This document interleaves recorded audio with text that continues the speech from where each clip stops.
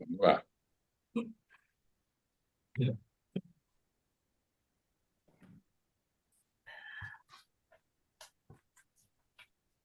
Quem quiser, quem desejar, a gente também agradece. Deixem aqui no chat, então, e-mail, alguma forma da gente entrar em contato. Sérgio, fiquei com vontade de que a gente possa conversar, talvez em outros momentos, porque às vezes a gente tem vontade de convidar alguém, né, que seja uma pessoa autista e nem sempre a gente encontra, né, formas de, né, interagir. Então, se tu desejar, manda pelo chat ou para mim direto aqui pelo suporte Apoa o teu e-mail para a gente poder conversar. Deixa eu reforçar o pedido da Ana, que é muito importante, porque justamente a ideia dessa atividade que a gente está tendo a continuidade hoje, né, com um convite para Mariana, é uma ideia de conversa com a cidade. Uhum. Então, a presença, né, de pessoas autistas, de familiares de autistas e de quem trabalha, uhum, na pesquisa ou mesmo na clínica, né, com o campo do autismo e o campo das deficiências é muito importante para nós. Uhum. Esse é o objetivo, dos nossos encontros. É como ir na direção, né, daquilo que o movimento, da deficiência, né, desde da década de 70, do final da década de 70, né, já coloca nada sobre nós sem nós.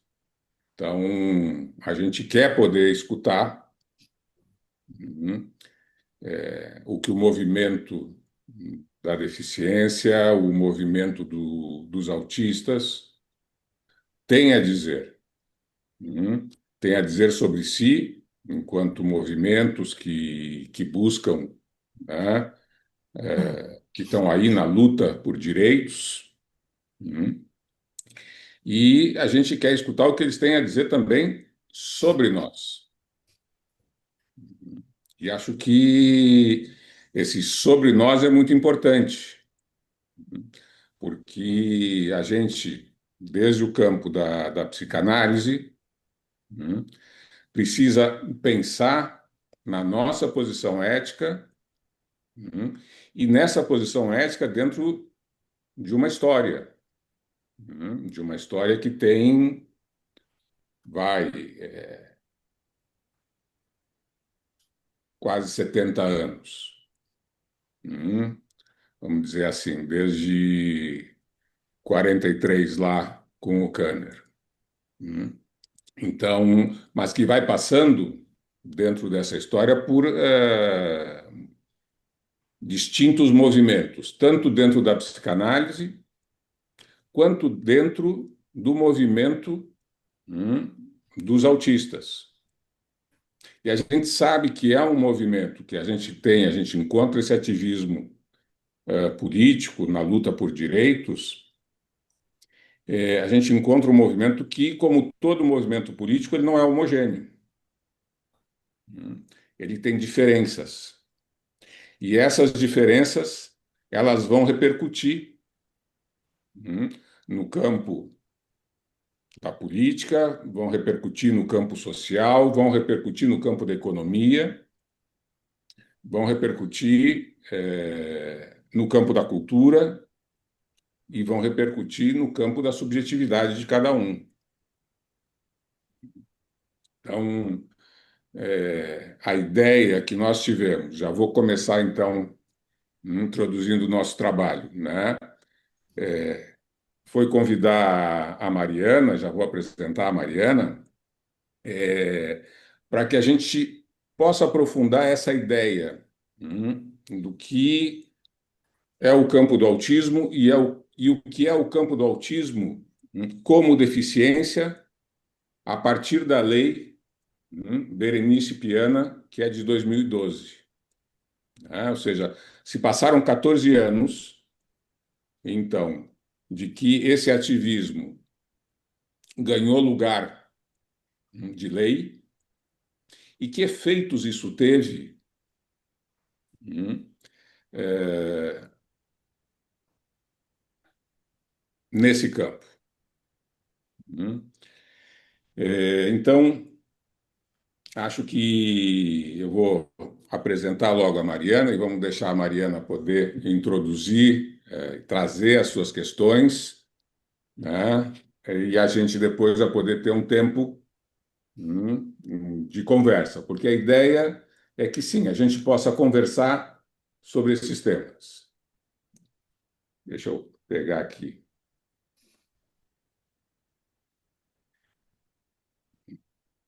Um minutinho, gente, que.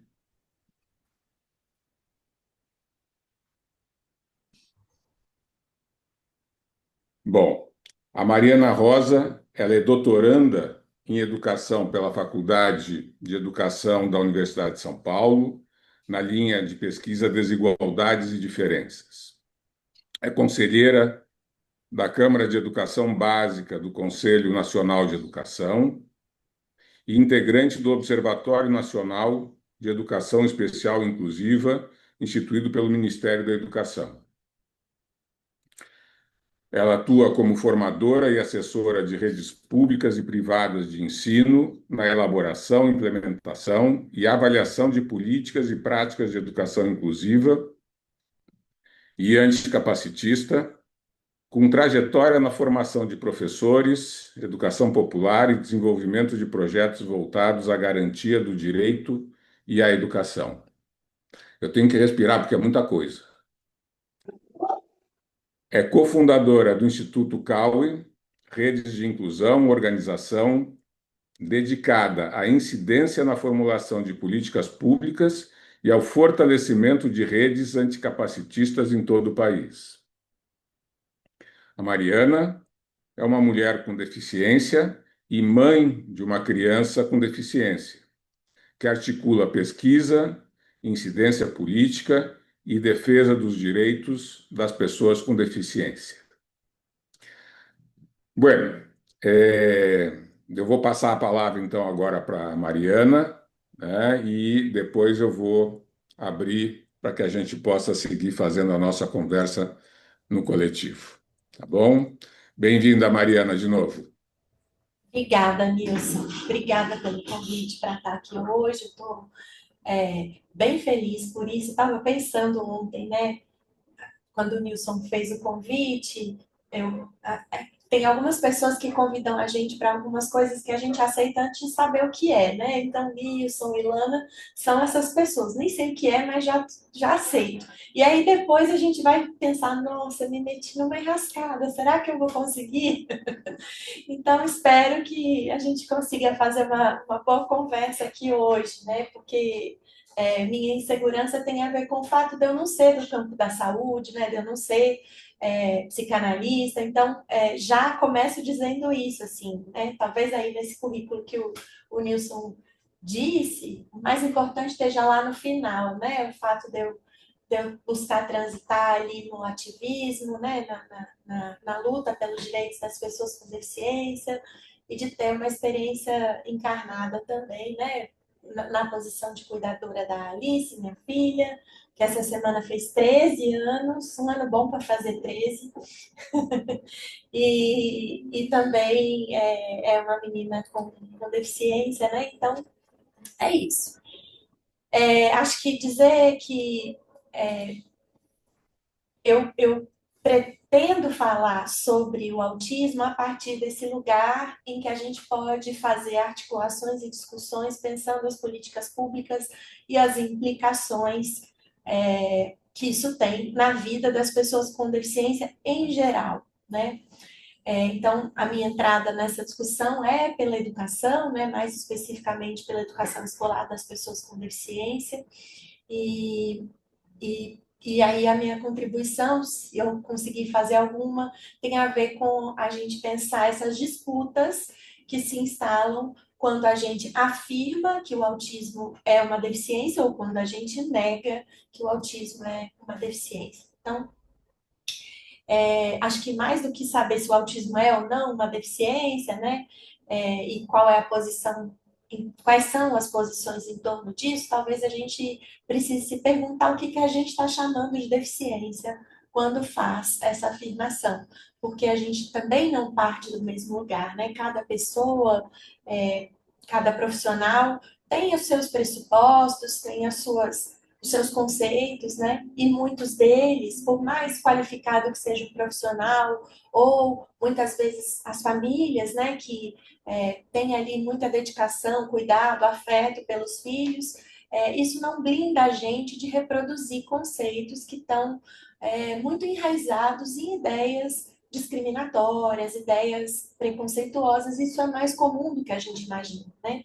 Acho que a pergunta nem é se a gente é ou não capacitista, porque não tem como a gente escapar disso no mundo que a gente vive. A pergunta é que tipo de capacitista nós somos, né?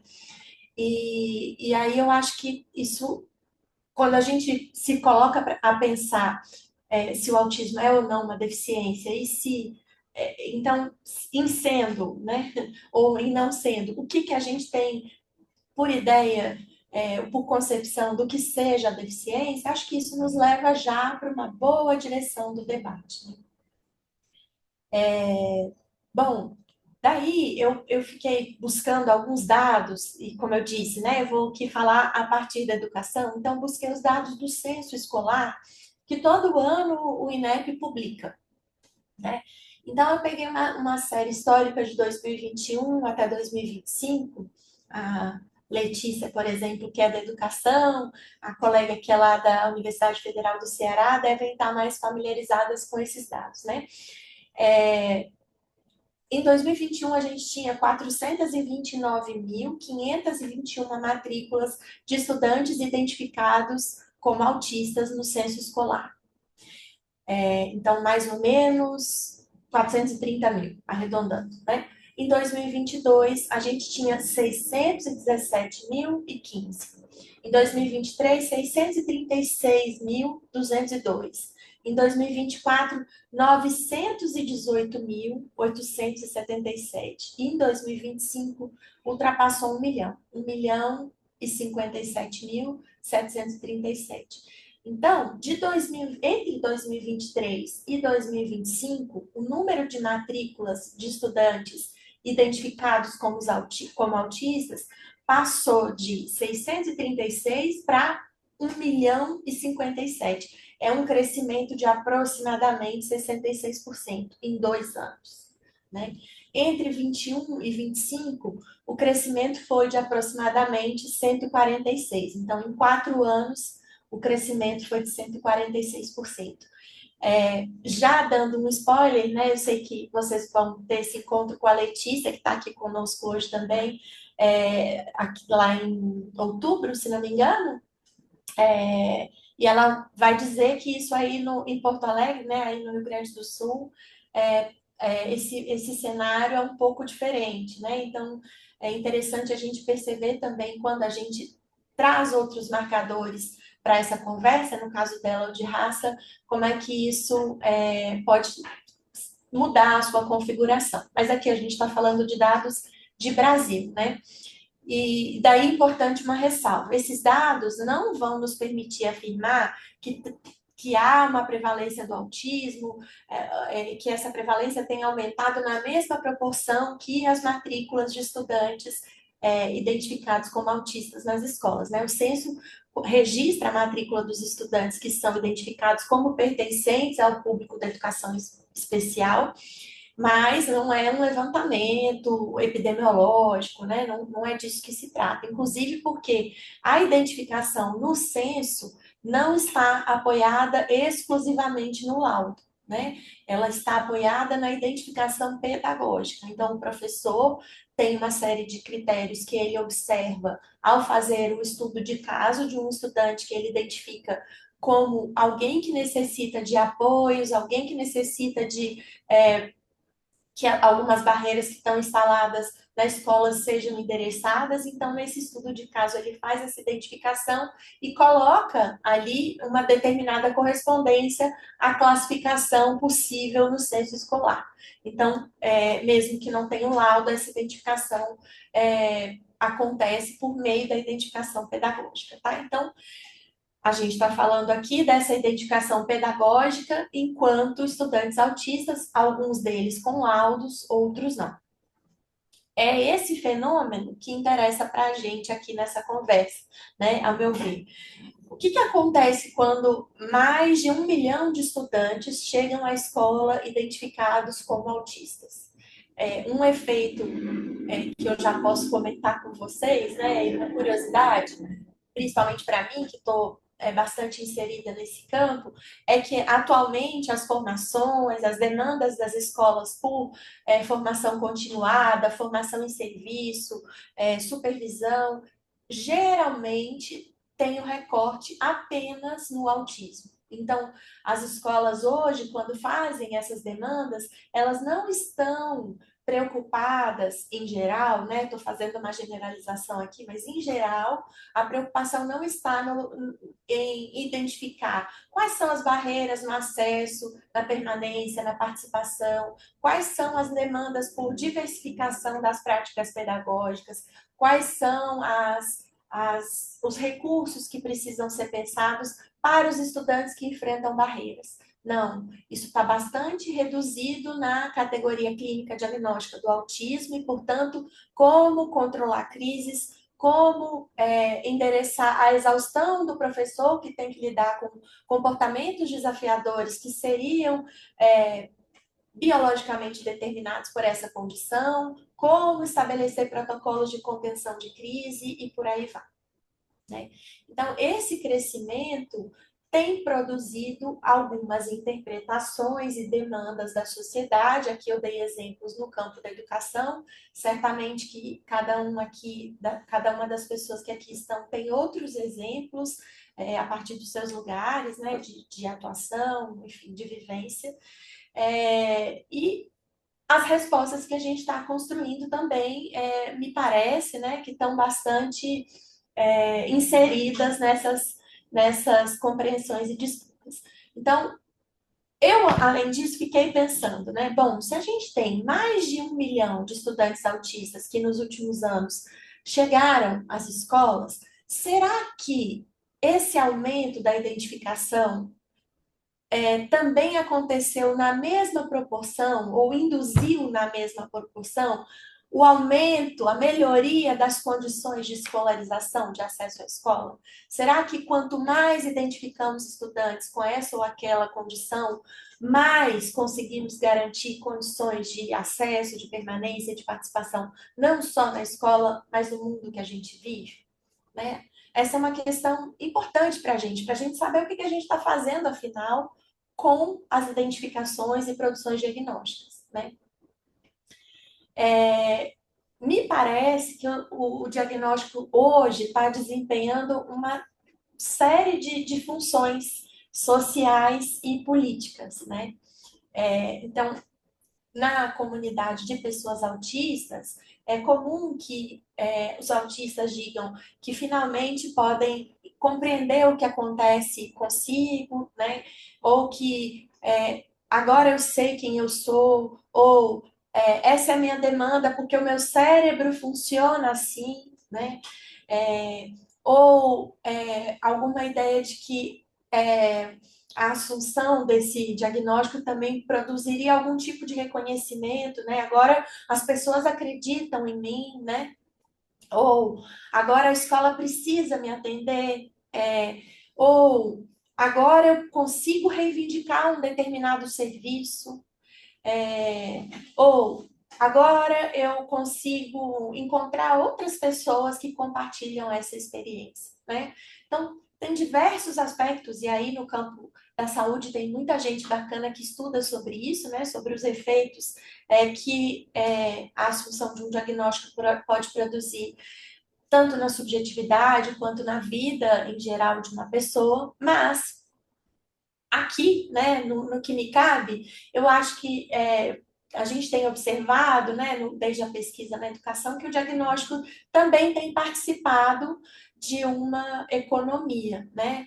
Então, tem especialistas, serviços, avaliações, terapias, tecnologias, formação profissional, recursos materiais, né? Tudo para esse tipo de gente, né? Que é o autista portanto, produzido mercados, né? Então, tem muito para a gente pensar e investigar sobre o que é possível fazer socialmente quando uma pessoa recebe um diagnóstico clínico. E por isso que a gente tem percebido que o diagnóstico pode funcionar ao mesmo tempo como emancipação e também como captura, né? Ele pode sim contribuir para que uma pessoa que antes era estigmatizada por uma série de fatores ou mal compreendida, né? Ela passa a ter a sua experiência reconhecida, mas ela também pode ser estigmatizada, também pode ser retirada da sua condição de sujeito, né? Enfim, isso também pode acontecer. Ainda pensando na emancipação, o diagnóstico também retira dessa pessoa e da família uma ideia de culpabilização individual, né? Então, de uma certa maneira, produz uma linguagem para nomear determinadas experiências, para abrir caminho para acesso a políticas e serviços, né? Como a gente já disse.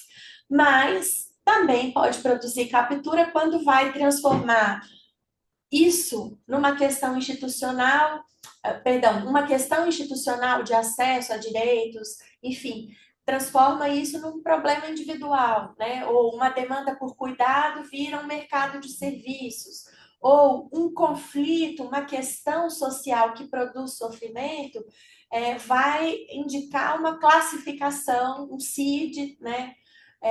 Para o sujeito, né? Uma individualização do sofrimento. Então, o diagnóstico, claro, pode produzir esse reconhecimento, mas também pode produzir tutela, pode abrir a porta dos direitos, mas também pode fazer com que o direito passe a depender da comprovação de uma determinada identidade clínica, que é o que muitas vezes a gente está vendo acontecer hoje, né? Se não tiver o diagnóstico, não acessa um determinado direito. E como isso pode ser um círculo vicioso, né? Sobretudo para as pessoas que já há pouco têm acesso a diagnósticos, né? E aí vão continuar cada vez menos tendo acesso a direitos, né? Se a gente pensar nessa direção. Então, se o direito é produzido pela necessidade de cuidado, de acessibilidade, de apoio, de participação, se é produzido pelo reconhecimento da singularidade, se é produzido pelo reconhecimento daquele indivíduo enquanto sujeito, né?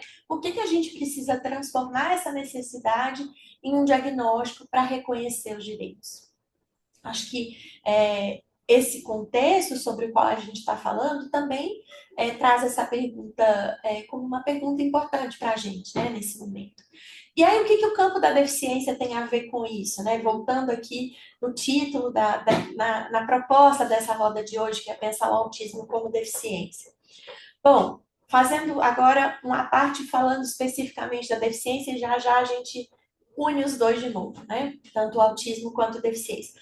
A deficiência tem uma história própria, né? O campo da deficiência tem uma história própria, que está muito vinculada às lutas dos movimentos sociais de pessoas com deficiência contra a caridade, contra a tutela, contra a institucionalização, segregação, medicalização e patologização, contra a redução das pessoas aos seus impedimentos, às suas condições, aos seus diagnósticos, CIDs, etc. Né? Tem uma história longa de luta. Para fazer um pequeno recorte aqui para nós, né? No Brasil, por exemplo, essa luta vai se tornando bastante importante, sobretudo ali no movimento das assembleias constituintes, né? Quando havia uma intenção, uma ideia de que a deficiência fosse um capítulo à parte dentro da nossa Constituição.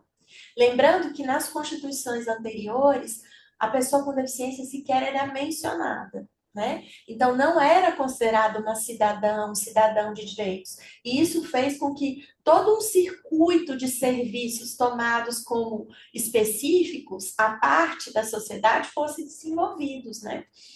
As APAES, por exemplo, respondem a essa responsabilização do Estado, né? A essa lacuna histórica que o Estado deixou no atendimento às demandas desses sujeitos. No campo da saúde, nós também sabemos que os hospitais psiquiátricos e manicômios também responderam por isso por muito tempo. Mas ali, pensando nas assembleias constituintes e quando havia essa demanda por, então vamos trazer a deficiência para a Constituição, mas vai ser um capítulo específico, as pessoas com deficiência incidiram muito fortemente para que não fosse esse capítulo à parte, né? Para que não fosse. Aqui a gente está falando do universal, do geral, e aqui a gente está falando desse tipo de gente, né?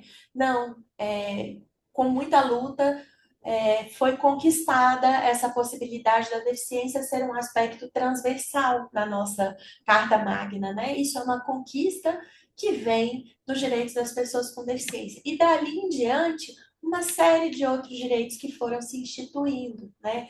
Como, por exemplo, a Convenção Internacional dos Direitos das Pessoas com Deficiência, que teve a participação de centenas de países, que o Brasil também fez parte, né? Teve uma delegação específica que participou dessa discussão, que começou lá em 2006, e que no Brasil, o fruto dessa discussão, que é o texto da convenção, se tornou uma emenda constitucional, né? O decreto 6949 incorpora à nossa Constituição o texto da convenção.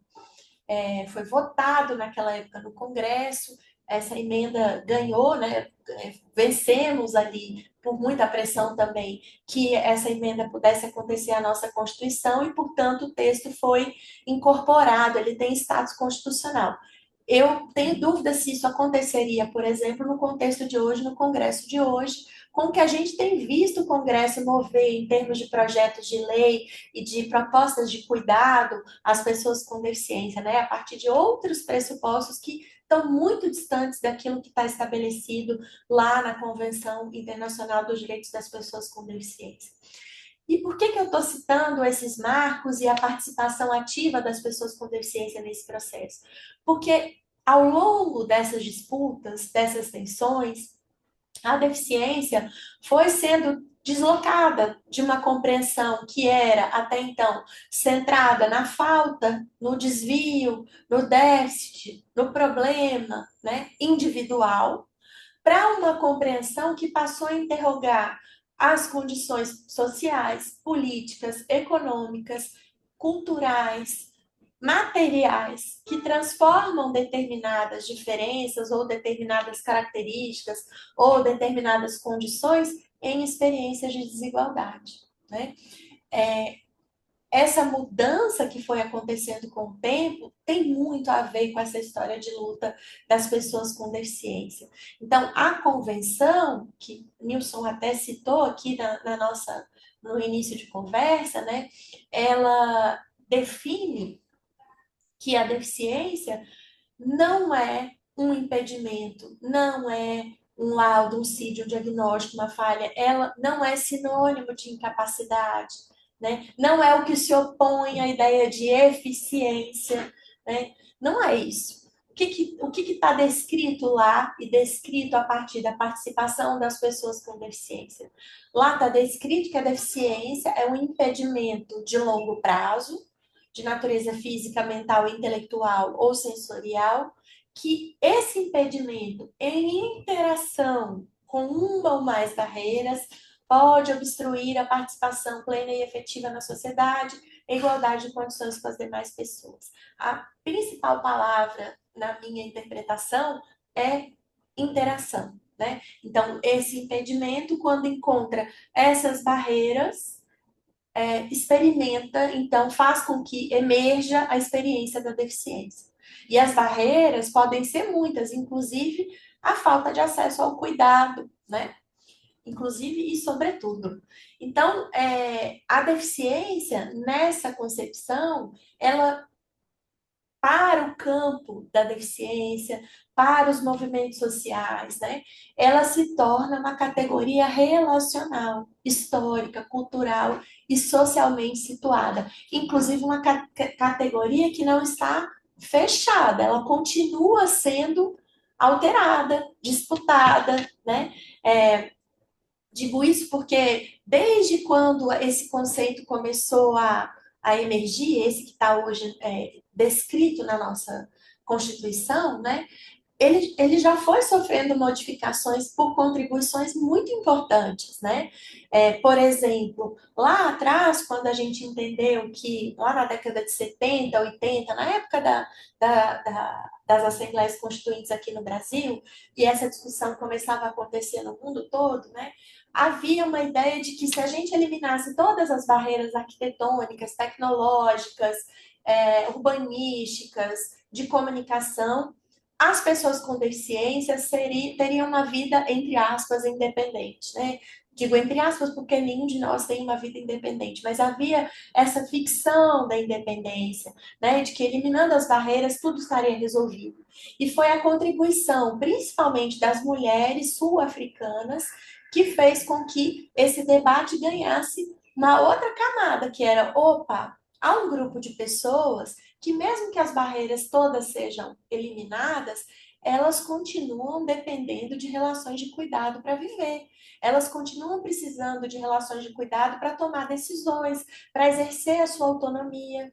Então, não é bem isso. E a gente vai precisar trazer para essa discussão o que é uma relação de cuidado a partir de determinados princípios éticos, como é que a gente institui o cuidado como política pública para que essa demanda não contribua, não resulte numa precarização de determinados grupos que vão ofertar o cuidado, que muitas vezes a gente sabe de qual é o gênero, qual é a raça, né, das pessoas que ofertam esses serviços, ou que não resulte na compulsoriedade do cuidado por parte da família, porque isso pode colocar as pessoas com deficiência em risco, dependendo dos contextos, e também pode colocar a própria família numa condição de precariedade, né? Enfim, então muitos outros aspectos foram emergindo a partir de contribuições das pessoas com deficiência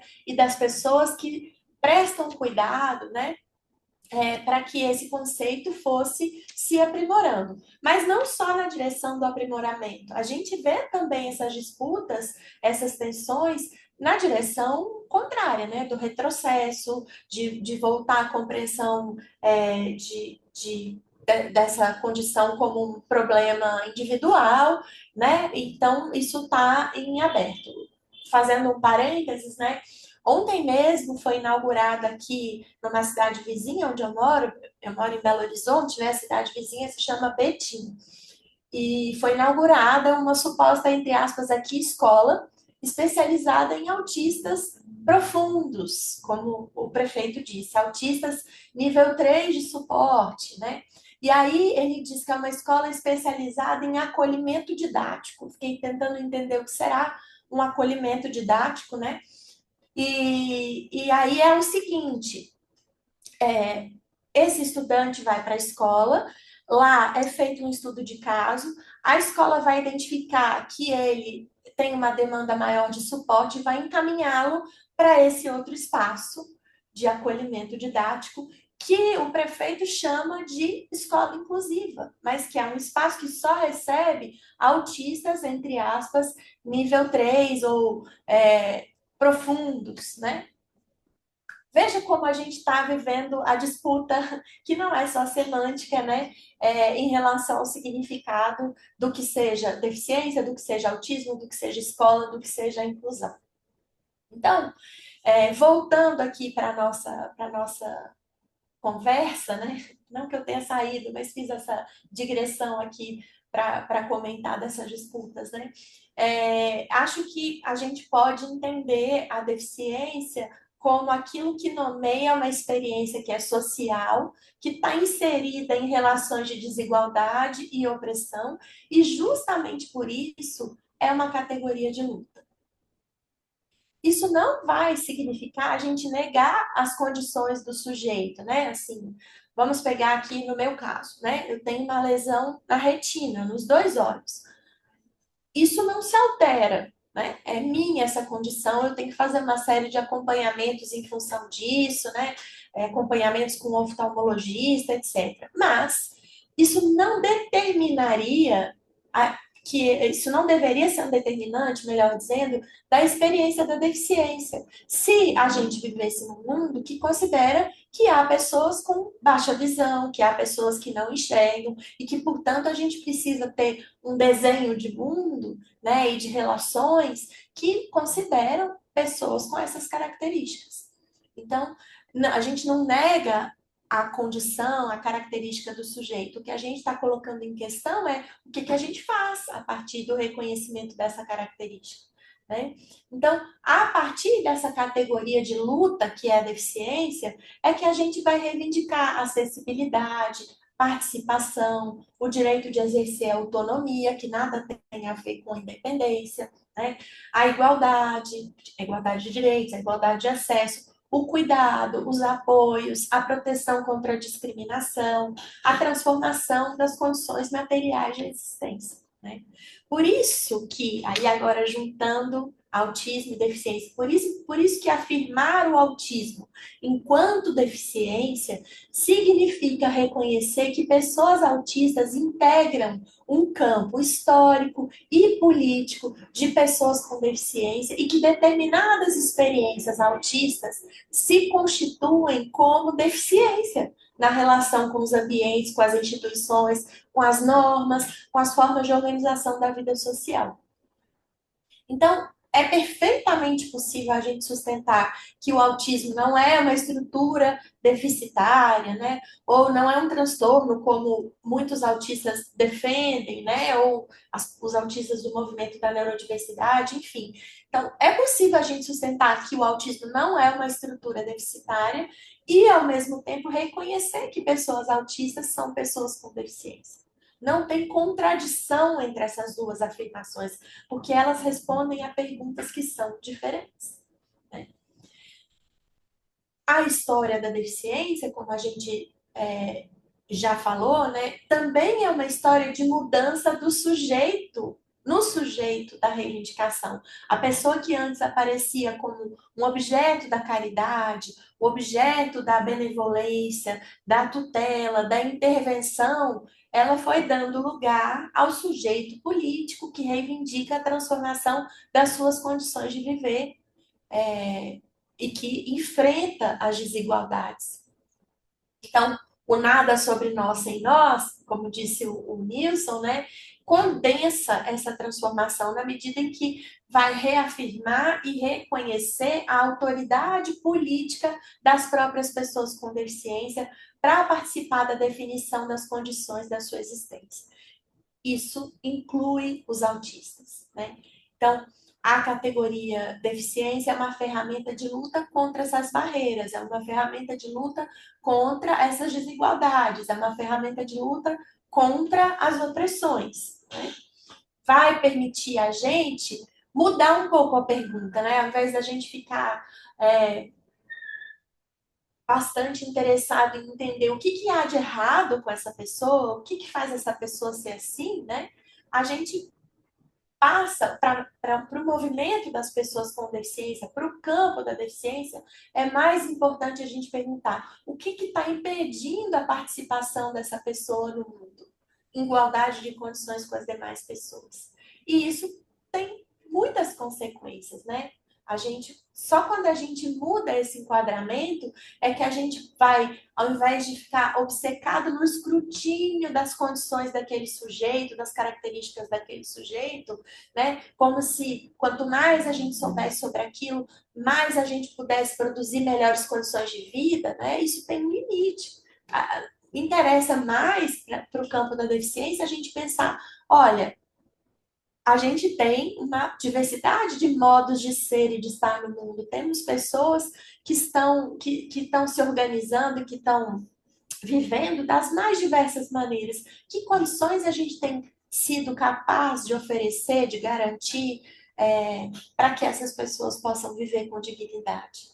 E é isso que eu acho que é mais importante da gente levar em consideração quando a gente afirma o autismo como deficiência, né? A gente precisa garantir a inscrição das pessoas autistas nessa história coletiva de luta contra as barreiras, de luta contra as desigualdades produzidas pela organização social da vida.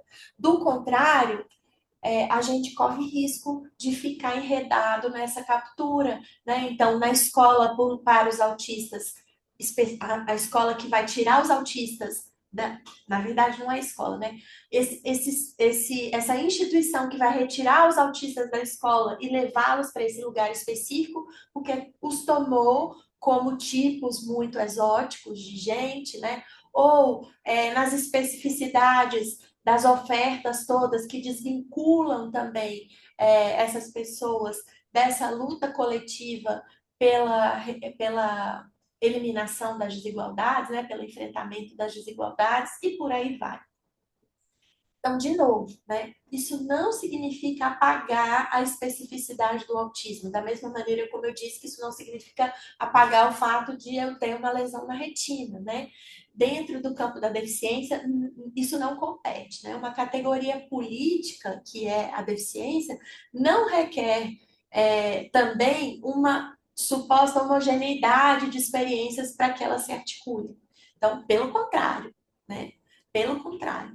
Uma pessoa autista pode reivindicar aquilo que é sua demanda e, ao mesmo tempo, contribuir para garantir direitos de pessoas que não são autistas ou que não são pessoas com deficiência, mas que se beneficiarão dessa reivindicação, né? Isso é a solidariedade que a gente pode, na qual a gente pode se basear para pensar como é que a gente amplia essas compreensões, né?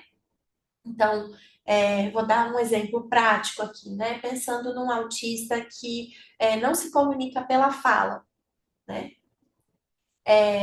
Quando ele reivindica, ou a sua família, ou o seu grupo de pessoas reivindica que haja acesso garantido à comunicação aumentativa e alternativa, à possibilidade de se comunicar e se expressar por meio de outros recursos que possam apoiá-lo nesse processo, ele não está só garantindo o seu direito de se comunicar, conforme, entre aspas, aqui, a sua especificidade autista. Isso contribui para uma pessoa que não tem o diagnóstico de autismo, ou que não é autista, e que não se comunica pela oralidade, pela fala, também, né? Essa discussão pode incluir as pessoas surdas, pode incluir pessoas com paralisia cerebral, com disfunções neuromotoras que também não se comunicam pela fala e que vão se beneficiar disso. Pode incluir pessoas acamadas, idosas, doentes, que temporariamente estão sem condição de se comunicar oralmente, que podem ter acesso a isso, por exemplo, num leito de hospital, enfim, né? Então, toda vez que a gente fica muito reduzido a categoria clínica diagnóstica para produzir demandas, a gente perde essa chance de construir solidariedade de luta e de ampliar o alcance dessas conquistas, e mais do que isso, a gente fragmenta a nossa força de reivindicação, né? Então, é isso que a gente percebe que está acontecendo nesse momento, sobretudo, né? Essa fragmentação das lutas, a organização das reivindicações a partir de categorias clínicas diagnósticas vai fragmentando a luta dos sujeitos que compartilham de condições materiais de exclusão e de desigualdade e que historicamente construíram a sua força política justamente a partir da articulação dessas experiências, né? Ou seja, a partir de uma identidade política, né? Como diz a Carla Cotirene, né? A gente não pode ficar aqui seduzido ou iludido pela ideia de uma identidade que seja biologicamente determinada, né? Aqui a gente está falando de uma identidade política, que significa a gente reconhecer que essa condição está inscrita em determinadas relações de poder, está submetida a determinadas desigualdades e tensões e opressões, né? Tem uma outra autora chamada Mia Mingus, que é uma mulher com deficiência coreana, que ela traz um conceito que eu acho muito interessante. Ela fala que há uma diferença entre a gente ser descritivamente deficiente, nesse caso é deficiente mesmo a palavra, e politicamente deficiente, né? Descritivamente deficiente é quando você consegue ou sabe descrever a sua condição. Né? Então, eu sei que eu tenho essa característica, que eu preciso desse apoio, desse suporte, enfim, eu sei que eu sou assim, né? Vamos dizer assim. Não necessariamente isso significa ser politicamente deficiente, porque ser politicamente deficiente significa que eu compreendo que a minha condição está inserida nas relações de poder que podem produzir ou dificultar a possibilidade de eu viver com dignidade. Isso é ser politicamente deficiente. Eu entendo que eu preciso me articular coletivamente com outras pessoas para que as minhas demandas possam ser atendidas. Eu entendo que reconhecer a minha singularidade não significa individualizar a resposta da sociedade para aquilo que eu preciso para viver, né? Então, a história da deficiência já conheceu momentos em que algumas condições ou algumas categorias clínicas diagnósticas representavam quase exclusivamente aquilo que a gente compreendia como deficiência. Lá nos anos 70, muito se falava sobre deficiência intelectual, né? Era ela que dominava as discussões do campo e que exigia da sociedade uma série de respostas e que, em alguma medida, tornou as demais discussões, né, em relação às demais categorias do campo da deficiência menores, vamos dizer assim. E mais do que isso, né, enquanto a gente ficou ali focada tanto na deficiência intelectual quanto hoje, né, parece estarmos mais focados no autismo, a gente se distraiu de discutir quais eram as barreiras, quais eram as desigualdades, quais eram as opressões. Isso fez com que, ou tem feito, né, com que a gente possa estar perdendo a nossa capacidade de produzir uma força coletiva capaz de enfrentar essas condições que são estruturais, né, e que atravessam diferentes pessoas, diferentes experiências, não só da deficiência, mas sobretudo. Né? Aí, nesse ponto, eu já estou caminhando aqui para concluir, a gente poder circular a palavra, né? Comentar, conversar, mas acho que nesse ponto tem um autor, que é esse aqui, ó, é o Robert Chapman. Infelizmente, esse livro ainda não tem tradução para o português, mas eu tenho o PDF dele, se alguém quiser, eu posso enviar, porque para comprar o original também não é muito barato. E aí, hoje a gente consegue traduzir, né, minimamente, aí com as ferramentas de inteligência artificial também. Então, é o Império da Normalidade, escrito pelo Robert Chapman, que é uma pessoa autista, e ele articula neurodiversidade e capitalismo, né? Ele faz uma articulação entre esses dois conceitos no livro. Por que eu estou falando dele nesse momento? Porque Império da Normalidade, eu acho que ou ideologia da normalidade, eu acho que é um conceito que nos ajuda muito nessa discussão. O, o autor, ele argumenta que os critérios pelos quais determinados corpos, pessoas, são considerados adequados, produtivos, independentes ou desejáveis, né? Então, esses critérios estão relacionados às formas históricas de organização da vida social. E aí ele faz um resgate, especialmente a partir da Revolução Industrial, né? Ele traz a industrialização como um momento histórico que produziu determinadas exigências sobre o corpo ou os corpos em relação à regularidade, disciplina, ritmo, capacidade de repetição, né? E junto com isso, naquele momento, a gente viveu a emergência da estatística, né? Da psicometria, de diferentes técnicas de classificação que contribuíram para transformar a normalidade em uma categoria supostamente mensurável, né? Capaz de ordenar as populações e estabelecer fronteiras entre aquilo que seria esperado e aquilo que deveria ser corrigido. Em relação a quê? Em relação à capacidade produtiva, né? De acordo com o autor. Então, ele defende que a classificação de uma pessoa como normal ou anormal, funcional ou disfuncional, não pode ser separada das transformações econômicas e sociais que produziram determinadas exigências sobre os corpos e as mentes, né, das pessoas. Então, no neoliberalismo, essa relação, que é o momento que a gente vive hoje, né, essa relação vai se intensificar, porque a norma, né, ou a ideia da normalidade encontra com a lógica do desempenho mais exacerbada ainda. Então, não é só corresponder a um determinado padrão de corpo, comportamento, inteligência, autonomia, é demonstrar a capacidade de administrar a própria existência segundo critérios de eficiência, de produtividade e, sobretudo, de responsabilização individual, né? Que atravessam a vida contemporânea. É a ideia do sujeito que é empreendedor de si mesmo, né? Então, é esperado que ele consiga gerir os seus recursos, desenvolver as suas competências, administrar os seus riscos, investir em si mesmo, produzir uma série de resultados, né? E aí eu não vou me alongar aqui, mas nisso se insere muitas vezes o discurso da intervenção precoce no autismo, por exemplo, né? A ideia de que o autismo é um risco para o sujeito e para a sociedade, para o progresso da sociedade, e que ele tem que ser endereçado rapidamente nessa intervenção intensiva, para quê? Para que ele não coloque o progresso da sociedade em risco, nem a si mesmo.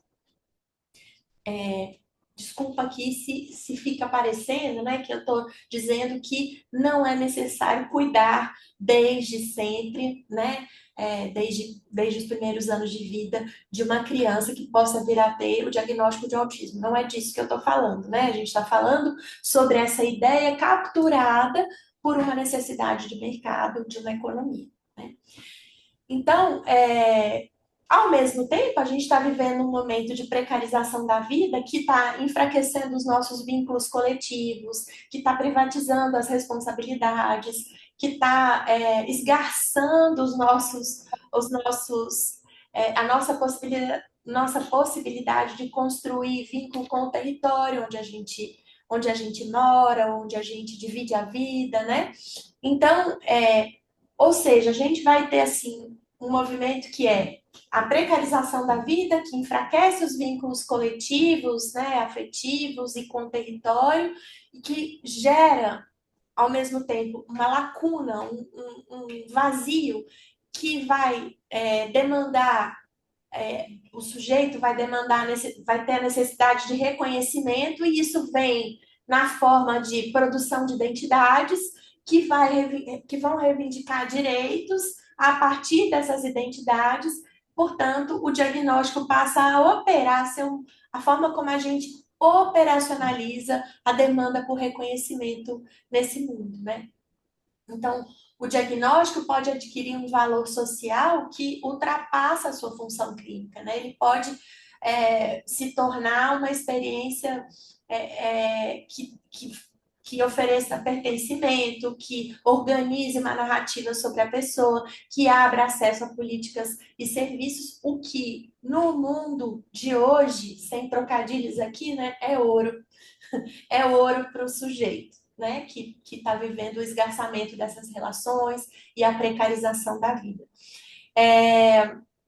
Então, acho que com isso a gente pode pensar, né, de uma certa maneira, que é possível produzir uma expansão enorme da capacidade institucional de identificar sujeitos, né, de produzir diagnósticos clínicos desses sujeitos, sem com isso produzir uma expansão equivalente da capacidade de transformar as condições nas quais esses sujeitos vivem, né? Comecei falando sobre isso. Por quê? Porque isso depende da gente compreender essa identificação, essa identidade, essa categoria clínica em articulação com outras pessoas, ou seja, em relação de solidariedade, de luta com outros coletivos, e em enfrentamento àquilo que faz com que essa característica seja lida como diferença, essa diferença seja lida como, aliás, operacionalizada como desigualdade nesse mundo. Então, talvez a gente esteja assistindo um momento em que o diagnóstico pode ser uma tecnologia de sobrevivência à barreira e não uma forma de produzir política capaz de remover a barreira, de transformar o mundo que a gente vive, né? Acho que a gente tem contradições sociais que são muito importantes para a gente debater nesse momento, né? E aí acho que a nossa tarefa talvez seja traduzir, né, esses campos aí de disputas, né? Então, perguntar o que as nossas formulações sobre o autismo significam quando a gente coloca essas formulações em diálogo com a categoria histórica que foi produzida pelos próprios sujeitos que vivem a deficiência e que lutaram contra as condições que os produziram como desiguais, diferentes, anormais, etc. Né?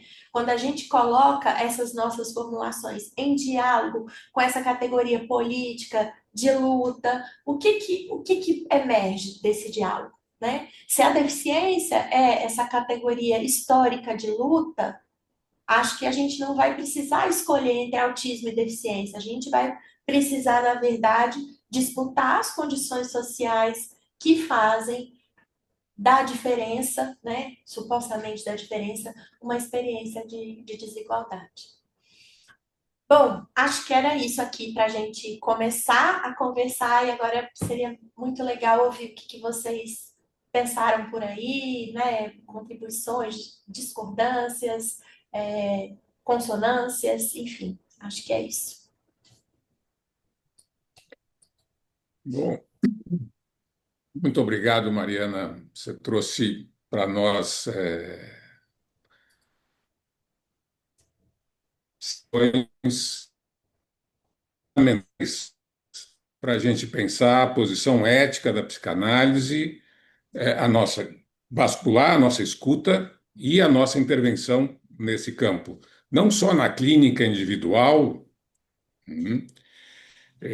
e a gente sabe que precisa, que a clínica ela é importante porque ela lida com o sofrimento, independente da categoria diagnóstica, mas para pensar também que, bom, é preciso estar atento a o que essa interação do impedimento com a barreira produz de sofrimento psíquico para os sujeitos que a gente se coloca na posição de escutar. Você trouxe uma série de considerações que me deixam bastante feliz de poder ver e de compartilhar isso com todos que estão aqui conosco, porque traz a complexidade para o nosso pensamento, né? A gente sabe que a história do conceito de deficiência e as suas implicações sociais, ela sempre foi marcada por uma dicotomia. Sim. Então, lesão, É. deficiência, e o aspecto ficar preso à questão da lesão e da cura da lesão. Uhum. E isso a gente pode transpor para todos os tipos de deficiências que o campo da saúde foi elencando ao longo do tempo, né? E que vai sublinhando essa relação, essa outra dicotomia entre o normal e o patológico, que é o que você está trazendo. Um outro aspecto que eu achei muito importante do que você traz é essa complexidade sobre a nomeação do diagnóstico e os efeitos disso. Foi muito importante você trazer da maneira que apresentou. E acho que uma grande, eu diria assim, mensagem que você traz, né, é poder sublinhar que a deficiência, né, não é simplesmente uma questão de um trauma, individual, mas que ela é uma questão política e social. E hoje o autismo também está colocado, do ponto de vista discursivo, nessa condição, como uma questão política e social, e que repercute no sofrimento do sujeito. E por isso a clínica, o cuidado, também tem seu lugar.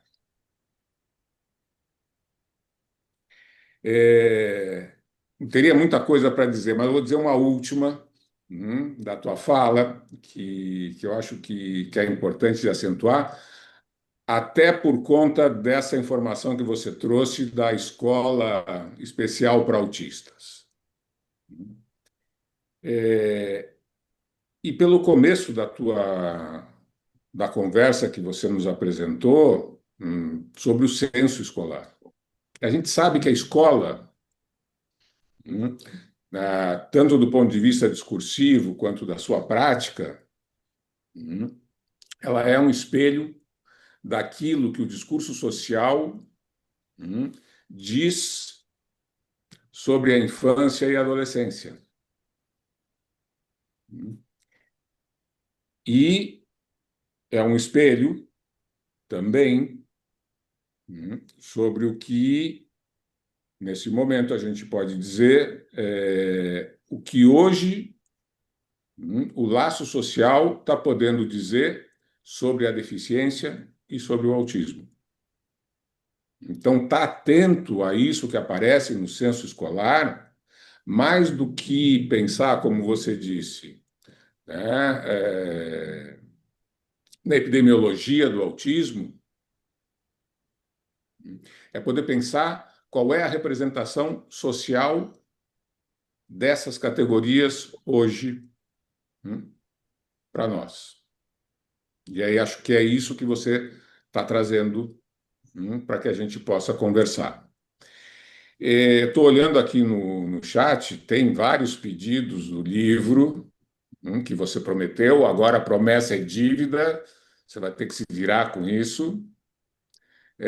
Mas tem uma fala que, deixa eu encontrar aqui, antes de a gente abrir, da Bruna Emerim Krob. Eu vou ler para vocês porque eu achei uma fala muito significativa, muito bacana. Como mulher autista que se reconhece politicamente como pessoa com deficiência, a fala da Mariana muito me contempla. Sou pesquisadora no campo dos estudos feministas da deficiência e tenho defendido a necessidade de aproximar o autismo da categoria de deficiência. Em resposta, eu vou acrescentar aqui o A, uma lógica mercadológica que produz nichos. Do mesmo modo, acho importante a repolitização e disputa política da ideia de deficiência que vem sendo substituída pela ideia de atipia. Essa expressão originalmente nomeava o autismo, mas hoje vem sendo utilizado por demais cuidadores de pessoas com outras deficiências. Aqui aparece a figura da mãe atípica, o lugar que precisa também ser analisado em seus limites. Então, já tem aqui uma questão que é muito importante, que a Mariana tocou nela, mas eu acho que vale a pena a gente voltar dentro dessa conversa. Bom, tem muita gente com a mão levantada. Acho que a Ana queria poder falar. Eu, eu acho que eu nem vou falar, porque eu Perdeste me a sinto, voz? eu me sinto sem voz. eu me sinto extremamente emocionada e representada pelas coisas que tu trouxeste, porque, Mariana, tu conseguiste, em uma hora, falar de coisas que a gente vem pensando e falando há muito tempo em diferentes espaços, né? Mas eu pontuaria, assim, que o que eu mais gostei de ver na tua elaboração é a complexidade de não precisar fazer uma escolha, uma dicotomia, né? Entre o bom e o ruim de ser autista, ou o diagnóstico estar numa posição de aprisionamento ou de emancipação, porque eu acho que tu foste muito feliz em situar que justamente ele pode ser qualquer coisa, ele é, para nós, né, psicanálise, ele é um significante que vai se enredar na história de cada sujeito, mas tu dá um peso muito importante para a questão da deficiência, que quando a gente pensa no autismo como deficiência, a gente precisa pensar nas questões sociais e políticas, e que ele está num campo que é maior do que o individual, né? Por isso que em algumas discussões que a gente vem tendo desde o ano passado, a gente também teve um ciclo de trabalho, que algumas das pessoas estão aqui no Museu das Memórias, da POA, sobre deficiências, né? E em algumas falas que a gente fez o ano passado, a gente falava de que essa clínica com autistas, ou também diria a clínica com as deficiências, né? Quando a gente trabalha na psicanálise, é uma clínica que não pode se eximir da sua posição, de política também, e que é um campo que fica também do lado das pessoas com deficiência, porque quando a gente trabalha com essas pessoas, a gente também precisa ajudá-los a reconhecer direitos e sustentar direitos, né?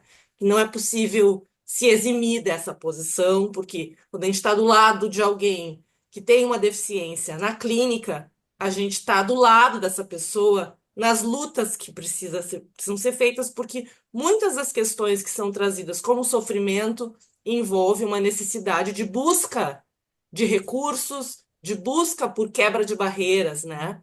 E isso eu gostaria, assim, de sustentar, que me sinto representada pelo que tu diz, porque eu venho pensando, e muitos de nós aqui vemos falando sobre isso, né? Que não é possível quando a gente pensa no autismo ou em outras deficiências, a gente precisa pensar numa clínica que avança para além das quatro paredes que a gente esteja atendendo esse sujeito, né? Mas tem muita gente legal aqui nessa audiência, muita gente que já participou em outros momentos, né? E eu acho que agora a gente tem que fazer circular a palavra. Eu quero ouvir pessoas, as outras pessoas também. Acho que vai ser legal a gente poder conversar. Então, tem a Bruna. Eu acho que a Bruna é Sérgio, orientanda lá do grupo de pesquisa, né, da FACED, junto com a Carla Vasques, que está aqui. Imensamente felizes de ter vocês aqui, que são parceiros de diálogo e construção de um tempo. Então, nesse grupo está a Carla, a Letícia e a Bruna. Então, vamos ouvir a Bruna. Prazer, Bruna, não te conhecia ainda. Bom dia, prazer. Ah, Queria dizer primeiro que é um espaço muito, muito importante, assim, a gente fazer essas aproximações e discussões numa lógica que fuja ao que hoje domina esse campo, que é o campo do autismo, né? Fui eu que escrevi ali no chat, né? Acho importante situar que eu sou uma mulher autista que muito recentemente veio feito esse movimento de me reconhecer politicamente como uma pessoa com deficiência. E não é algo fácil, porque existe uma internalização do capacitismo e da invalidação social, né? Então, acho que esse é um primeiro ponto. Comentei ali também, queria explicar um pouco melhor, essa ideia de que, e isso é um diálogo que a gente faz no grupo, Letícia, Carla, eu e as colegas, que é essa necessidade, né, de aproximar. Eu sou pesquisadora hoje na área da educação, dentro do campo dos estudos da deficiência, e eu entro no doutorado com uma perspectiva de pesquisar e discutir com, né, sempre estabelecendo esse diálogo fazendo a escuta de pessoas, de mulheres autistas, né? E dentro deste grupo de pesquisa, a gente vai então formulando e aprofundando a discussão de que é preciso aproximar o autismo do campo da deficiência e não reforçar um nicho que ele vem se estabelecendo do ponto de vista mercadológico, ideológico e político, né? E hoje, então, eu faço uma pesquisa né, inclusive, segunda-feira é minha qualificação de doutorado, ah, que pesquisa experiências de escolarização de mulheres com deficiência. E daí a Mariana traz algo muito, muito, muito importante, que é o autismo e como isso se expressa na escola hoje, na educação hoje. A Letícia é uma pesquisadora, minha colega e minha amiga, que vai analisar, então, um percurso em Porto Alegre de estudantes autistas negros, falando, da questão do acesso e permanência, sobre esse viés racial. E na minha pesquisa, que é algo que o grupo elabora coletivamente, né, a gente se pergunta assim, então, o que a escola deixa no sujeito, né? Então, para além que a dimensão, acho que a dimensão para essas crianças autistas, que a Mariana trouxe o dado, e para outras crianças com deficiência, que ingressam na escola e ali permanecem até a vida adulta ou não, o que essa escola ela produz, né? Então a gente tem tentado pensar também do lado, além do que é imprescindível, que é o acesso e a permanência de pessoas com deficiência na escola, pensar que marcas que a escola produz e o que é possível conhecer, entender a partir disso, interrogar a escola a partir dessas experiências, né? Que é a ideia de pesquisar com essas pessoas, a partir da sua escuta e também trazendo isso que me atravessa, que é a posição de uma mulher autista e com deficiência.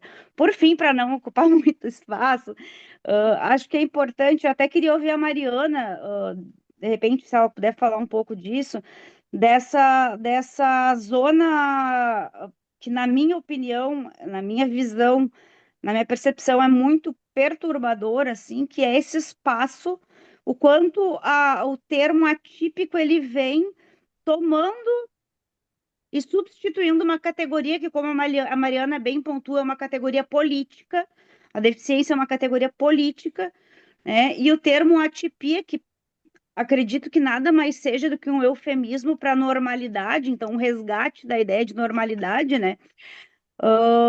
Vem substituindo. E esse lugar ele é enunciado, no mais das vezes, não pelos sujeitos com deficiência. O atípico é uma nomenclatura, uma nomeação feita em geral por cuidadores e surge a figura da mãe atípica, que desloca o centro de protagonismo dos sujeitos propriamente ditos para a figura de quem cuida, que não é menos importante, mas tem seu lugar. Delimitar. E acho que é importante aprofundar, né, dentro de uma perspectiva feminista, de uma ética do cuidado. Agradeço, falei demais aqui, mas estou muito feliz em ouvir essa discussão. Obrigado pela participação, Bruna. Foi ótimo, foi muito bom a questão que você traz. Eu acho que a gente pode abrir para o Sérgio, que está com a mãozinha levantada, e depois voltamos com a Mariana, tá bem? Sérgio, vamos lá. Alô, Sérgio?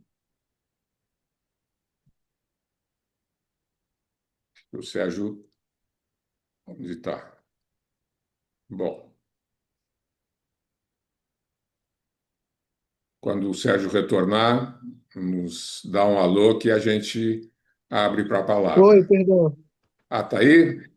Sim. Opa, então vamos lá, Sérgio. Então, eu também sou uma pessoa com deficiência, sou autista, tenho TDAH. Tem algumas coisas que eu gostaria de pontuar assim, eu achei muito relevante toda a conversa, de forma geral. Tanto na perspectiva histórica, de entender também que o conceito de deficiência está marcado num tempo específico, num sistema econômico específico, isso é muito relevante.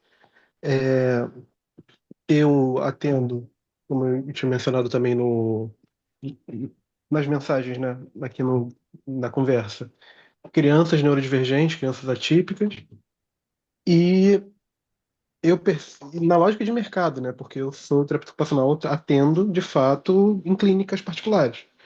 E também faço trabalho voluntário na ONG que eu faço parte. Mas ainda assim, é realmente relevante a gente considerar que o autismo, pe- de forma positiva e negativa ao mesmo tempo, está sendo uma mercadoria. Positiva no sentido de que, a partir do momento em que se dá visibilidade, certas pessoas que não teriam tratamento adequado, não teriam suporte adequado, não teriam outras possibilidades de existir e viver, passam a ter novas perspectivas, novas possibilidades, de crianças, adolescentes e adultos. Entretanto, é realmente um mercado, é realmente uma coisa que passa pela lógica de tornar o indivíduo produtivo. Produtivo numa lógica de, essa pessoa vai estar apta para o trabalho. E não esta pessoa vai ser ela mesma e vai, enfim, expressar sua subjetividade, seus desejos de uma forma mais própria, né, mais natural. E aí, assim, tem esse ponto que eu acho que é relevante a gente conversar. Tem uma outra coisa também que eu acho que é muito relevante. Eu tive diagnóstico tardio. E é muito comum, é, é muito comum a questão do diagnóstico tardio, hoje em dia, pelo seguinte, assim, famílias com crianças atípicas, a tendência é que, a partir do momento que elas estão acompanhando ali um tratamento, ou mesmo orientação escolar e afins, elas vão identificando questões que fazem parte da vivência delas, que foram da infância, que, que, que infelizmente foram deixadas de lado, ou, enfim. E essas pessoas começam a entender que, caramba, eu tenho certas necessidades muito semelhantes ao do meu filho, ou ao meu, enfim, a pessoa que eu estou acompanhando ali que tem demandas. Aí entra a questão do fenótipo ampliado, uma lógica mais de saúde mesmo, mais dura, né? Mas de que existem pessoas que não vão ter o diagnóstico de TEA, não vão ser consideradas pessoas com deficiência, mas têm parte das características que impactam de fato na vida delas. Então, assim, essa lógica de que quando um grupo de pessoas que se identificam como pessoa com deficiência, identificam não, perdão, vivem a realidade de pessoa com deficiência e tornam isso um ato político, facilita para outras pessoas que não estão dentro da definição de deficiência, é real, assim. Quando uma instituição tem um espaço de acolhimento mínimo, por exemplo, para questões sensoriais, pessoas que têm transtorno do processamento sensorial, que é uma questão relevante, que não necessariamente, que pode ser um desdobramento do tema, mas não necessariamente, elas vão ser muito beneficiadas. E o transtorno do processamento sensorial, por exemplo, não é considerado uma deficiência atualmente. Então, assim, é, isso é bem relevante, no sentido de que quando a gente abre espaço para ter condições melhores, isso vale para todo mundo.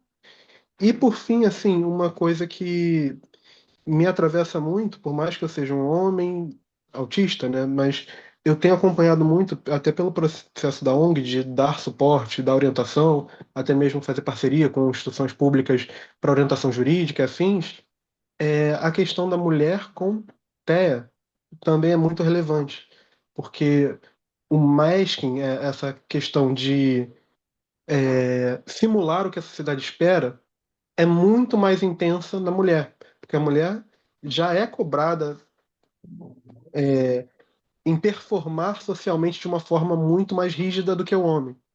Então, assim, até no processo de autorreconhecimento, de considerar as suas questões e tudo mais, para a mulher é muito mais complexo porque a sociedade cobra dela coisas que não cobram do homem, incluindo o cuidado de terceiros, incluindo N outras questões, assim. Enfim, acho que eu consegui esgotar, são esses três tópicos. Assim, posso colocar o nome da ONG, sim. Vou botar até o Instagram, que eu acho que fica mais fácil. Boa. Bueno, Mariana, Eu. Muito bom, é bom ouvir, né? todo mundo assim, todo mundo não, mas as pessoas que puxaram aí outros fios na conversa, e é bom também a gente entender e perceber como bate para cada um, né? Assim, acho que é muito bom. Bom, eu fui anotando aqui alguns pontos, né? Acho que primeiro, como eu queria contar uma coisa, assim, ontem eu estava conversando com uma família, que eu faço uma assessoria para uma escola, e essa família me procurou.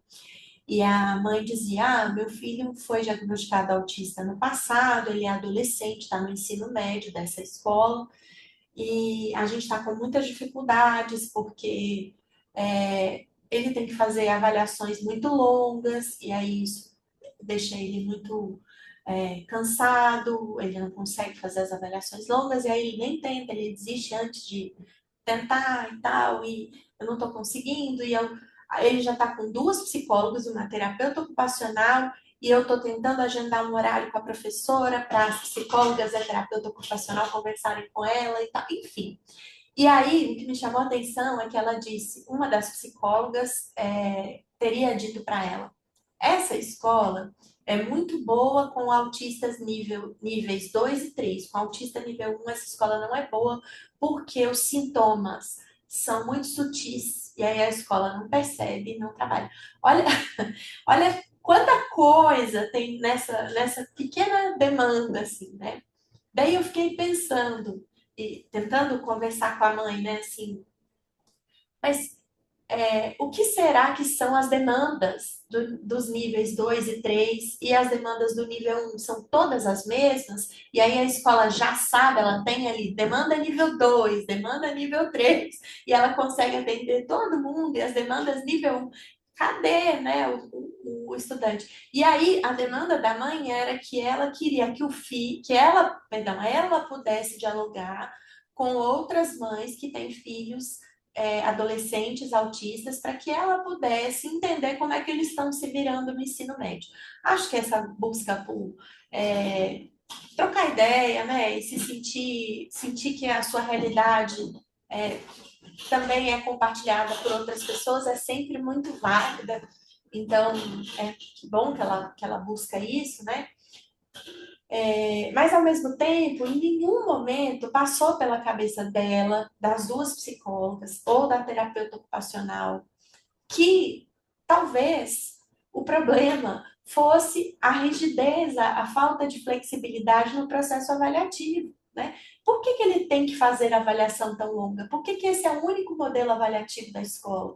Será que só ele tem essa dificuldade? Será que ninguém mais tem essa dificuldade? Será que outras pessoas que, mesmo conseguindo fazer essa avaliação tão longa, se beneficiariam de uma avaliação que pudesse ser feita de outro modo? Que jeito que ele poderia... Qual é a questão? Eu preciso demonstrar o que eu aprendi. Né? De que jeito que ele poderia demonstrar o que aprendeu? De que outro jeito ele poderia demonstrar o que aprendeu para além da tal avaliação longa, né? Então, essa conversa não existiu em nenhum momento. Por quê? Porque o problema é o menino, né? É o menino que é nível 1 e o problema é que a escola não sabe lidar com o nível 1. Né? Então, a gente destitui o saber do professor para poder pensar e, em diálogo com aquele sujeito, pensar caminhos, diversificar suas estratégias, e destitui de humanidade o próprio estudante, né? Porque ele é reduzido a uma determinada concepção de o que seria nível 1 e que ele, portanto, está predestinado nesses contornos a conseguir isso ou aquilo, né? Então, acho que é muito urgente mesmo que a gente possa fazer essas conversas ganharem alguma complexidade, né? Ganharem alguma profundidade, sobretudo com as famílias, porque essa concepção estava produzindo, ou está produzindo, não foi sanado, um sofrimento absurdo na mãe, né? Que é a ideia de inadequação do filho, né? Enfim. Então, esse é um ponto. E aí, no lastro disso, né, dialogando com a Bruna sobre a história do atípico, eu acho que dizer maternidade atípica ou mãe atípica virou um atalho para poder dar visibilidade, para poder nomear essa angústia, essa impotência, essa demanda que essas mães, né, enfrentam. E eu já muitas vezes bati cabeça com isso, assim, no sentido de achar que tá errado, e eu particularmente não é um termo que eu adote ou que eu acho, tem minha posição em relação a isso, mas ao mesmo tempo eu fico pensando que bater de frente com isso nesse momento com as mães é perdê-las no caminho, sabe? A gente precisa ir fazendo aos poucos essa conversa, assim. E aí tem muitos aspectos, porque eu acho que, primeiro, tem um preconceito com o que é deficiência, então é como se deficiência fosse um palavrão, né? E aí é melhor dizer atípico, parece que atípico é mais sutil, entre aspas, né? Segundo, que tem me parece, né, haver uma certa fusão das mães com os filhos. Então, muitas vezes a mãe atípica não tem nenhuma condição, não é autista, não tem deficiência, né? Para ela. Então, o atípico, ele vem por contaminação da condição do filho, né? Que muitas vezes leva para um lugar de que a mãe fala no lugar do filho, em substituição à agência do filho, né? Então a mãe atípica, e aí a gente vê eu já vi camisetas assim, eu sou os olhos, os ouvidos e a voz dele. Olha, né? Por quê? Porque eu sou a mãe atípica, porque ele não tem condição de falar por si, né? E aqui, aí a gente, né? Porque ele não fala, porque ele tem dificuldade para se expressar, a gente nem questiona essas demandas de cuidado, de apoio, para que essa pessoa possa dizer por si, seja ela qual for, qual idade tenha, com qual condição ela viva, né? Então, eu acho que também tem isso. E isso tem dado às mães um lugar nessa sociedade de algum prestígio, entre aspas, né? Então, isso tem algum valor ali, né? E acho que aí tem também um sintoma, para usar aqui um termo, né, do grupo, um sintoma da falta de acolhimento que essas mulheres encontram no próprio movimento feminista, por exemplo. Né? Por que as demandas dessas mulheres não estão sendo consideradas lá, quando a gente está pensando a economia do cuidado, quando a gente está pensando o direito sexual reprodutivo, quando a gente está pensando na distribuição do trabalho, né? Por que essas demandas, essa dimensão da demanda não chega lá? Né? Porque muitas vezes fica tão isolada quanto a própria condição e vida do filho, né? Da mesma maneira, por exemplo, um professor de atendimento educacional especializado da escola comum também tem queixado que fica isolado do professor regente, que fica isolado da conversa com a coordenação pedagógica, que fica isolado das articulações que precisam acontecer na escola como um todo. Então, essa operação da segregação, né, da tipificação, da exclusão, em última medida, né, ela vai sendo operacionalizada, ela vai acontecendo, perdão, de maneiras, às vezes, sutis, né, mas muito presentes, né, e eu fico pensando que essa ideia do mãe atípica, ela tem essa ambiguidade aí, né, por um lado dá a impressão às mães de que estão podendo acessar lugares e podendo ter suas demandas reconhecidas, mas por outro, tem isso que a gente está falando aqui, né? Tem um apagamento da agência dos próprios filhos e tem uma ideia de que são grupos muito específicos, apartados das demais discussões gerais, né? Onde essas discussões poderiam estar inseridas. Bom, acho que é isso. E aí o Sérgio, ele trouxe vários comentários assim, né, sobre o que vive lá, sobre o mercado, tudo. Sérgio, eu não sei se você já teve a oportunidade de conhecer, mas aí no Rio de Janeiro, se não me engano, o Sérgio é do Rio, né? Aí no Rio de Janeiro tem um grupo de pesquisa muito bacana que publicou recentemente um estudo sobre a indústria do autismo. Eu vou colocar aqui no chat também o link para esse estudo, que é Bárbara Cristina Pedro. Me ajuda, Ilana, tá faltando uma pessoa nesse estudo. Quem é mesmo? A Bárbara, a Cris, o Pedro Amanda, e Amanda, a Amanda. Isso, obrigada. Amanda. Isso aí, Amanda.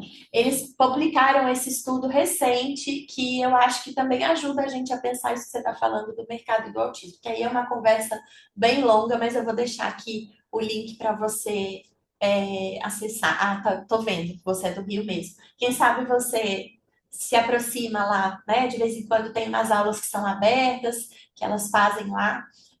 Vou deixar aqui, que daí tem o e-mail, tem o contato, tudo direitinho, tá bom? Bom, acho que por enquanto é isso. Tô vendo mais mãos levantadas aqui. Ilana, pode falar. Ilana, Primeiro, agradecer a oportunidade de escutar, Mari, que importante o seu jeito de articular isso, e fiquei com vontade de fazer um comentário bem restrito, que é a partir da fala da Bruna e a sua resposta, né, sobre esse significante atípico, porque acho que daí a gente,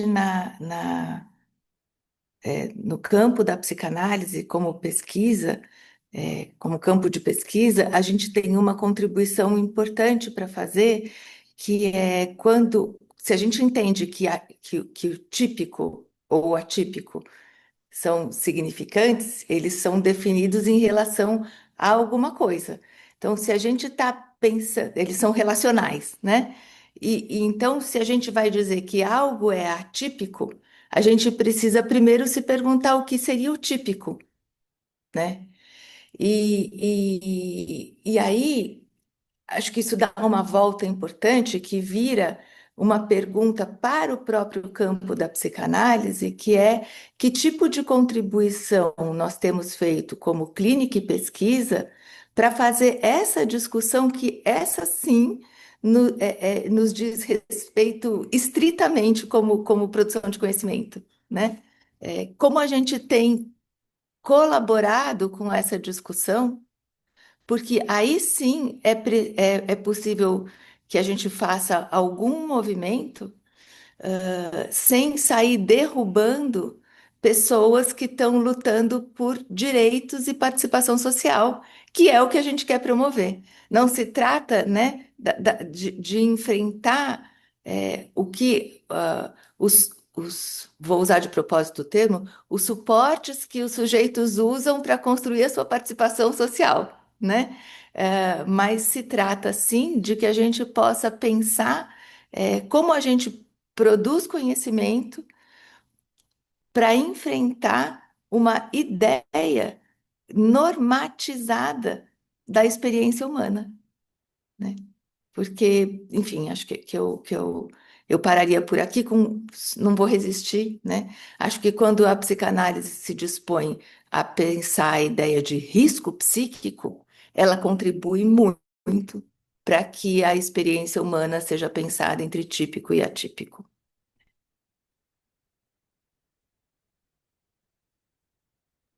Letícia. isso. Oi.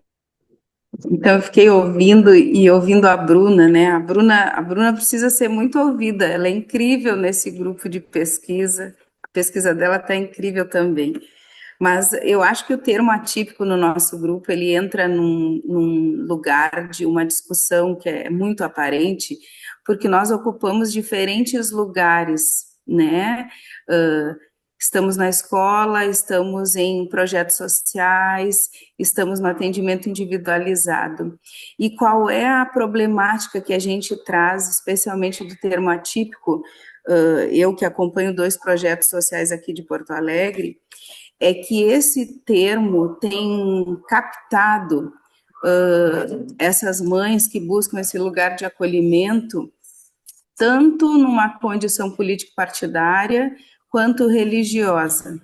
E a gente tem observado que essa condição de atipia ou de mães atípicas, de novo, retira esse lugar central do sujeito, uh, comunica que é um lugar de produção de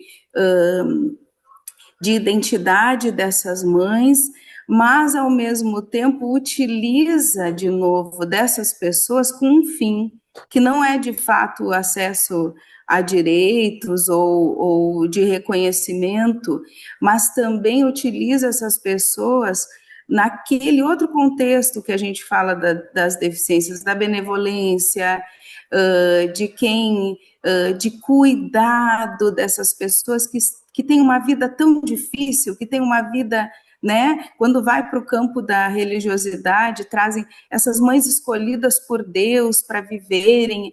Então, a nossa crítica, eu acho que ela parte muito das nossas experiências, né? Em relação ao quanto. Letícia, tu ficou muda. Isso. Ai, de novo. Obrigada, Ana. Do quanto ele tem trazido visibilidade de novo para outras pessoas, para outras instituições sociais. Então, cada vez vai colocando mais para baixo essas existências e potencializando outras que aí acabam entrando nessa outra crítica que a gente tem nesse grupo, do autismo e da deficiência, inserida nessa condição de monetarização, né? Então, acho que eu só queria explicitar um pouquinho mais do desconforto do termo atípico e como ele aparece nesse grupo, que a gente entende que tem várias formas que esses sujeitos vão utilizar para se colocar socialmente e serem reconhecidos, mas no caso do nosso grupo, as nossas experiências e os nossos estudos questionam o quanto essas pessoas estão sendo manipuladas para outros fins, né? E não para, de fato, serem promovidas. Era só isso. Antes de passar a palavra para a Mariana, eu queria dizer alguma coisa sobre essa conversa do típico e do atípico, né? Porque o que ela traz para além disso que a Mariana estava trazendo, que é como que você situa essa disputa no campo político hoje, com o movimento dos familiares dos autistas, o que ela traz é o efeito do discurso da medicalização dentro do discurso social. Porque isso que vai penetrando dentro da escola, dentro do discurso das famílias, né? O exemplo que a Mariana trouxe, ele é muito claro sobre isso. Então, essa mãe, para que ela faça, então, a sua demanda, ela já divide o sujeito autista em 3 categorias: leve, moderado e grave. Pequeno suporte, suporte nível 2, nível 3, etc. E a escola, enquanto instituição, digamos, do ponto de vista geral, responde desde esse lugar também. Então, aqui tem uma questão. A outra questão que vem junto com o discurso da medicalização, que a Mariana está acentuando de uma maneira muito importante, é essa redução de todo o trabalho de levantar as barreiras por diagnósticos e não por condições. Eu acho que a gente precisa estar atento a isso, porque, como vocês estão trazendo, isso vai criando nichos identitários que vão se opor à ideia de uma certa normalidade. E aí a gente volta atrás, no pensamento dicotômico. O que define a busca por participação e por direitos passa a ser a lesão, e não os impedimentos que cada sujeito tem e as barreiras que são colocadas para todos que têm impedimentos semelhantes. Então, Jaime, não o sei se a Jaime. Mariana quer já responder ou eu passo a palavra para outras pessoas que levantaram a mão. Tem o Jaime. Pode passar, só queria fazer um comentário, que essa semana eu vi um deputado atípico. Falei, gente, isso é novo para mim, mas eleições, né? Então tá. Eu fiquei pensando de onde veio o deputado atípico. Ele teve projeto de lei atípico? O que que aconteceu? Tô com essa questão, mas acho que é bom a gente ficar de olho com os usos disso, né? Nesse momento, principalmente. Então, vou passar a palavra para o Jaime. Bom dia, pessoal. Mariana, aprendi muito com a tua fala, levantaste uma porção de questões fundamentais, inclusive para, desde a psicanálise, pensar o quanto somos atravessados pelo discurso da normalidade. E questionamentos que são fundamentais de serem feitos assim para a nossa clínica e para a inserção da psicanálise em outros campos, interagindo com outros campos de saber.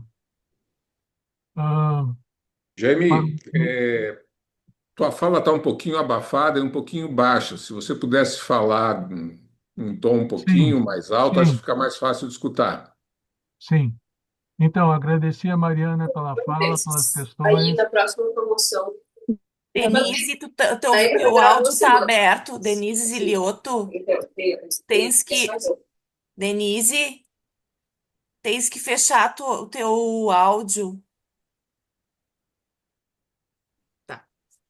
Então, agradecendo, Mariana, pela tua fala, pelas questões que trazes, que são importantes para a própria psicanálise, questionar o quanto é atravessada pelas normalidades instituídas e que agradecer também a iniciativa da atividade Psicanálise e Autismo por trazer a Mariana e as questões tão fundamentais que ela levanta. E aproveitar para mencionar agora, o Nilson falou no início, mas muitos ainda não estavam, de que no dia 7 de outubro estaremos fazendo uma parceria entre essa atividade autismo e psicanálise, com a linha de trabalho psicanálise e racialidades, em que a Letícia vai nos trazer questões sobre autismo e raça. E me impactou muito assim a expressão, o título do livro que nos compartilhaste, O Império da Normalidade, porque esse império institui a branquitude como norma de humanidade e as raças, como se a branquitude não fosse uma, as outras como atípicas, e todas as questões implicadas aí com o racismo vigente na sociedade. Então, divulgar para vocês que vai acontecer essa atividade no dia 7, são todos muito bem-vindos e aguardem a divulgação dessa atividade. Mais uma vez, muito obrigado, Mariana.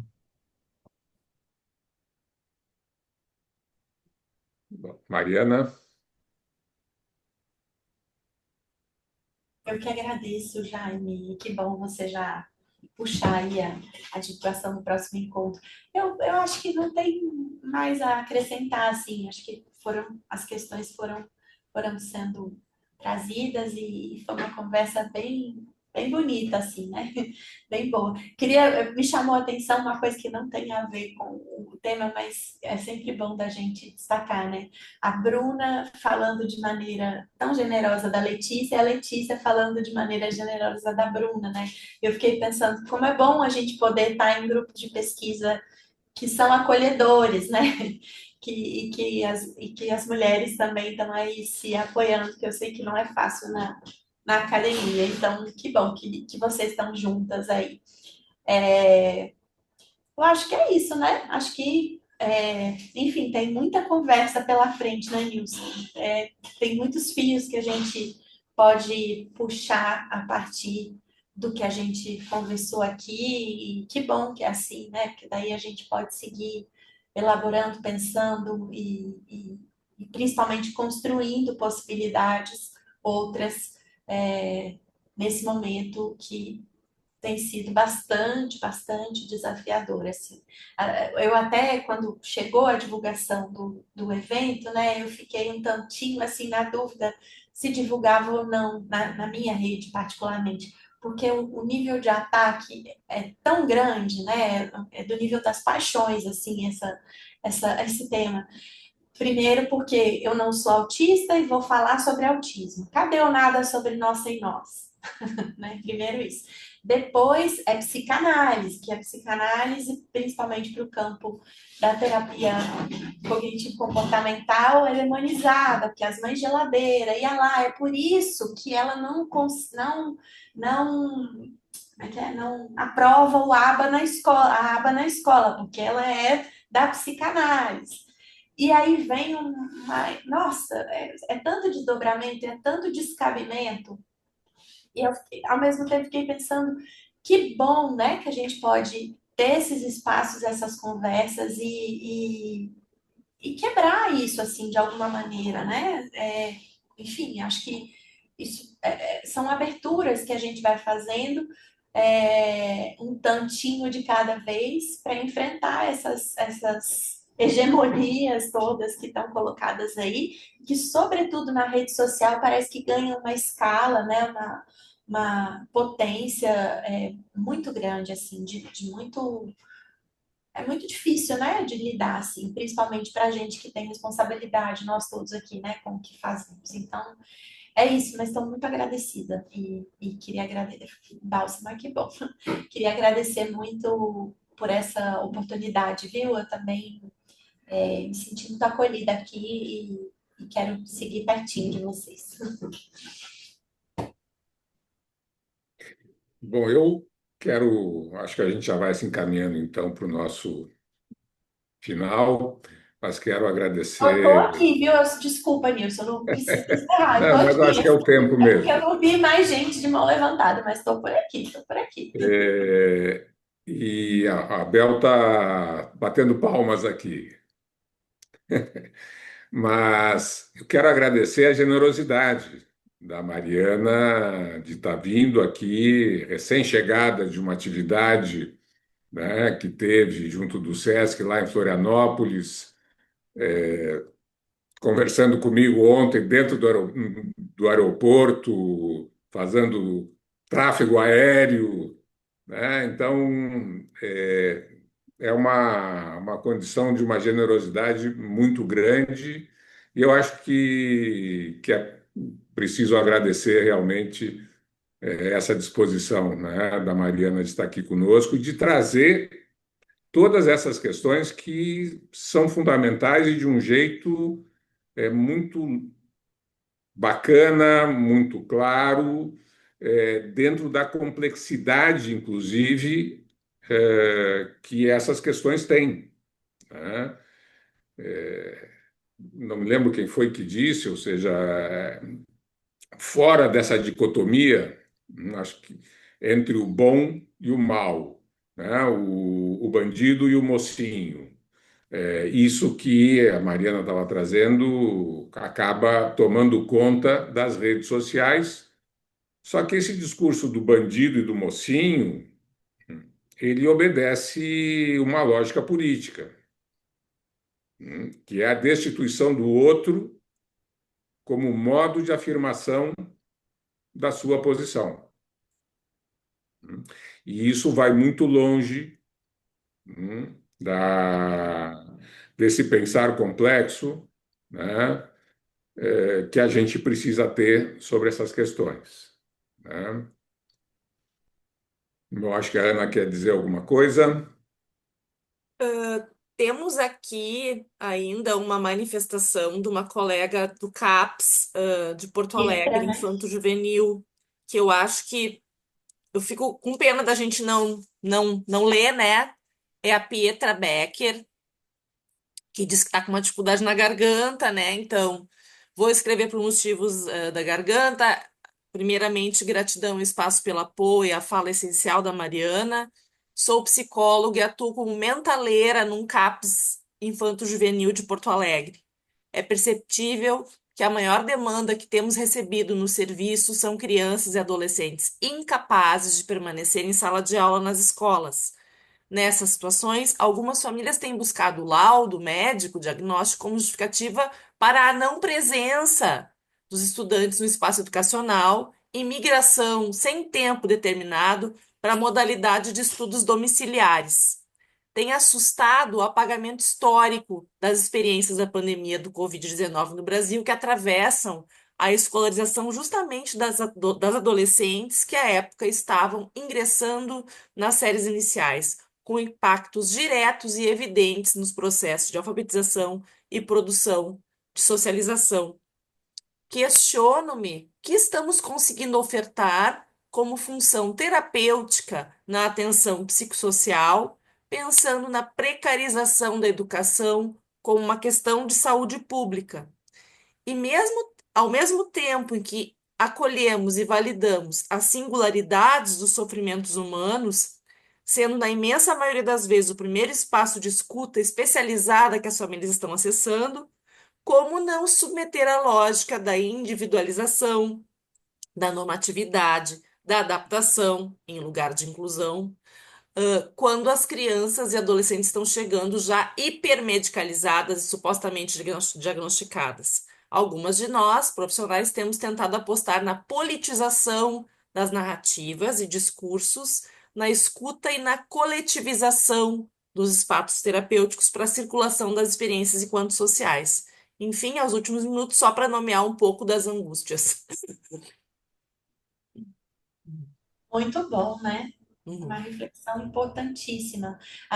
É um ponto aí, viu? É Pietra, né? Uhum. A gente visto muito a defesa da educação domiciliar, do ensino da educação domiciliar, engatilhada na ideia de que esses estudantes, entre aspas, não se beneficiariam da escola, né? E, é uma articulação aí importante entre o neoliberalismo, o neoconservadorismo e o capacitismo. O efeito da confluência desses três aspectos tem resultado nisso, assim, né?